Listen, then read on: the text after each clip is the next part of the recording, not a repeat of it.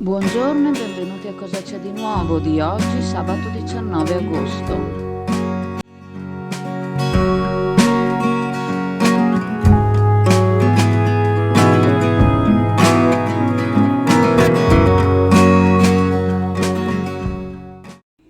Il cane, il miglior amico dell'uomo, che gode a rotolarsi sulla sabbia, a scavare buche profonde, a sguazzare nell'acqua bassa o a correre, sollevando nuvole di sabbia. Come si fa a lasciarlo a casa mentre si va in spiaggia?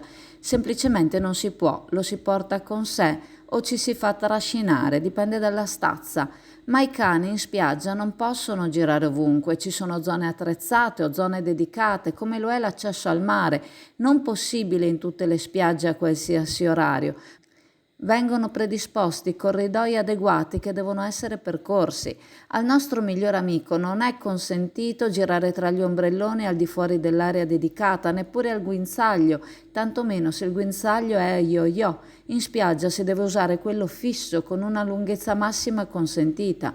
Non è consentito neppure passeggiare per la battigia da una torretta alla successiva al nostro cane e non gli è neppure permesso segnare il territorio alzando la zampa su una sdraio altrui. La giustificazione è solo pipì, non è accettabile. Amare gli animali è un conto, andare in spiaggia per passare un'ora in tranquillità e ritrovarsi un cane altrui, scrollarsi dell'acqua a un passo dalla nostra sdraio non è il massimo. La libertà del cane e quella del suo proprietario termina dove comincia la mia e nel mio diritto di non volere animali altrui sotto il mio ombrellone, per quanto coccoli, amabili, pucciosi possano essere.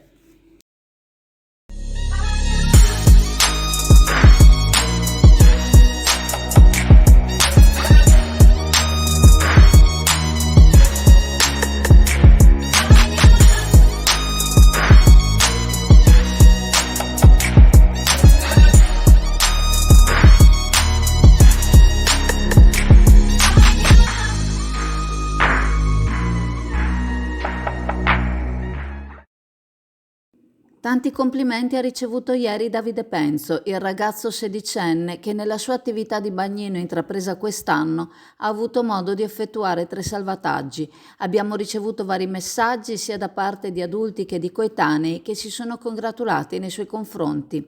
Un bravo ragazzo, serio e volenteroso, ci hanno detto da più parti, informandoci che frequenta l'Istituto Tecnico Righi, sezione logistica e trasporti, conduzione del mezzo navale. Una scuola in cui l'aspetto Search and Rescue, ricerca e salvataggio, è un caposaldo tra le materie di indirizzo tecnico che vengono insegnate e che in seguito saranno messe in pratica a bordo delle navi in cui i ragazzi si imbarcheranno una volta che avranno superato l'esame per il diploma.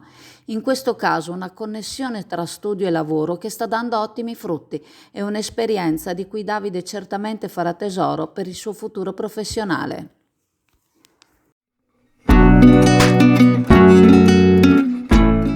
Preparati a gustare le specialità tradizionali e le novità esplosive che potrai trovare all'Indiga. Gelato artigianale anche per l'asporto, per gustarlo in compagnia dove vuoi tu. All'Indiga il gelato da passeggio più gustoso, in cono, coppetta o con lo stecco.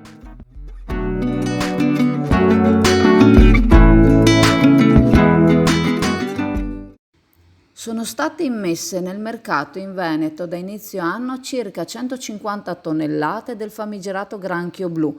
Per questo motivo si deve spingere il consumo alimentare di questo crostaceo in modo che la sua pesca possa diventare remunerativa. Questo è il concetto espresso dal presidente della Regione Veneto Luca Zaia facendo una somma delle quantità di granchio blu giunte nei mercati di Caorle, Venezia, Chioggia, Donada, Pila e Scardovari. Venete sono le principali aziende di trasformazione della polpa in prodotti semilavorati o finiti destinati al commercio, anche rivolto al mercato estero. Per favorire questa tendenza si deve ora incentivare il consumo delle pietanze e dei prodotti a base di granchio blu, attività promozionale che sta cominciando a diffondersi. Continua Zaia affermando: la diffusione del crostaceo va contrastata su larga scala e certamente farlo finire in pentola non è risolutivo, ma può essere un sostegno per chi vede le proprie fatiche e i propri investimenti resi invani da questo invasore.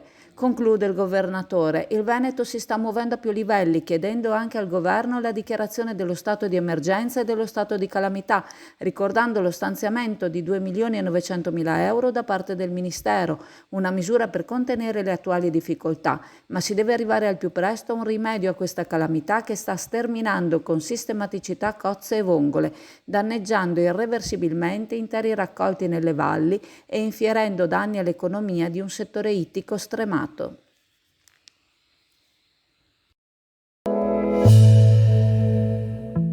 L'agenzia Venice Waterlink, in collaborazione con la Raffaello Navigazione, in aprile e in maggio vi accompagnano da Sottomarina a Venezia il sabato, la domenica e i festivi e alle isole Burano, Murano e Torcello la domenica. Per maggiori informazioni telefonare allo 041 8626 373 per prenotazioni online sul sito venicewaterlink.com. Alla foce dell'Adige con la bassa marea appaiono sparuti resti di palancole, residuo di una struttura più importante che è stata parzialmente eliminata.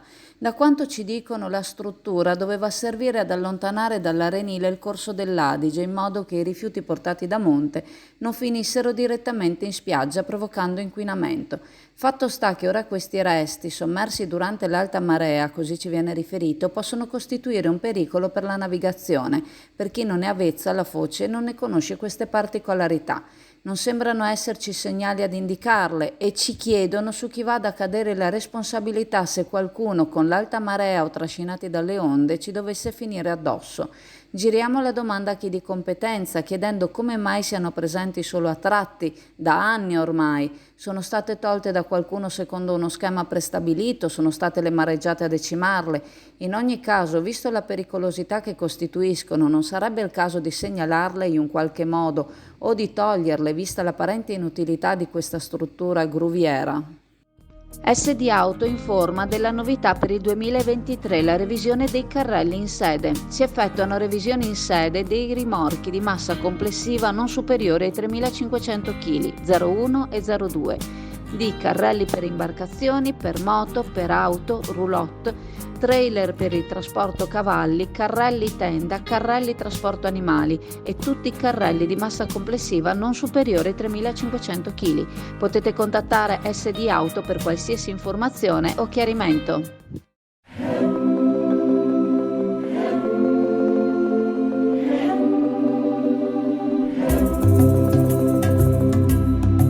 Allora, siamo a Isola Verde, questa signorina carina che abbiamo è Silvia, che viene da Padova e sta facendo la hostess ai bagni Smeraldo, qua di Isola Verde. Allora, ci dicono in questo panorama, noi parliamo con tanta gente, in questo panorama di difficoltà di trovare personale, che è un po' comune a tutti, insomma, c'è un po' dappertutto, il problema dei ristoranti, campeggi, spiagge, eccetera. Avere una presenza femminile che fa la hostess è una cosa, diciamo, un po' nuova, ma comunque molto, molto, molto importante. Vorremmo, insomma, un po' capire cosa comporta il tuo lavoro. Sì, ecco, buongiorno. Io qui ho iniziato in chiosco in realtà l'anno scorso, un po' per gioco, un po' per scherzo, perché ho qui una casetta in campeggio. E poi da lì ho iniziato in chiosco e quest'anno da qualche settimana appunto sto facendo l'hostess proprio perché manca il personale e quindi mi occupo un po' alla mattina di pulire la spiaggia, vengo qui presto verso le 6:30 e una volta che viene data la pulita arrivano i primi clienti e quindi gestisco le prenotazioni dei gazebi e degli ombrelloni e dirigo un po' gli altri bagnini. Ecco. Ho visto che portavi un bambino in braccio prima. Sì, può capitare, ci capita ogni tanto che se ne perde qualcuno per strada e si ritrova la mamma o il papà, ecco. E quindi tu sei venuta, eri già, diciamo, partita di Isola Verde? Sì, beh, in realtà da 3-4 anni io passo per di qua, però quando ero più piccola venivo qui con la famiglia, è sempre stato un'oasi di pace e quindi adesso è diventata anche la mia. Tu di dove sei, scusami? Io sono di Padova, di Vigonza in realtà. Ah, ok. Sì. Bene, allora Silvia, complimenti del tuo lavoro. Grazie. E buona continuazione. E attendiamo di vedere questa stagione ci racconterai com'è andata. Perché, Certo, insomma... volentieri, intanto vi aspettiamo. Ciao! Ciao!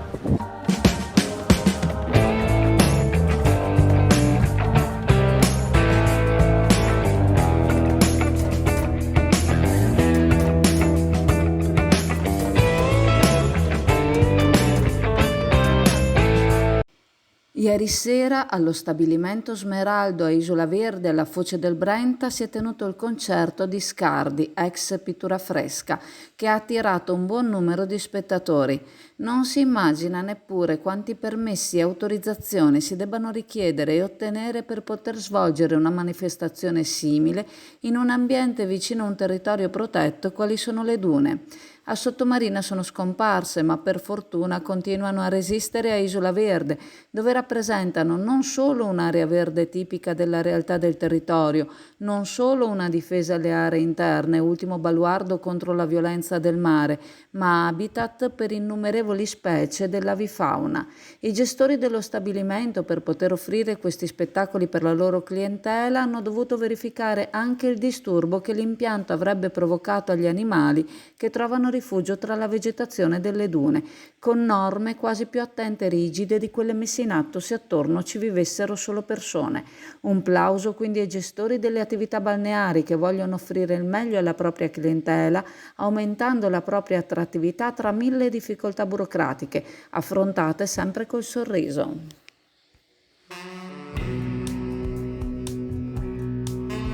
Osteria Veneta, per gustare dell'ottima carne in un ambiente rilassante. Nuova gestione in via Brondolo 21. Prenota chiamando il 349 875 7579.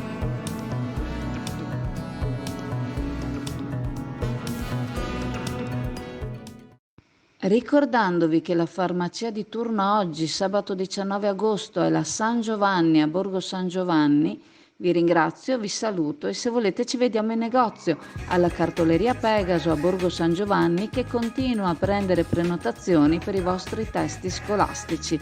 Ciao a tutti!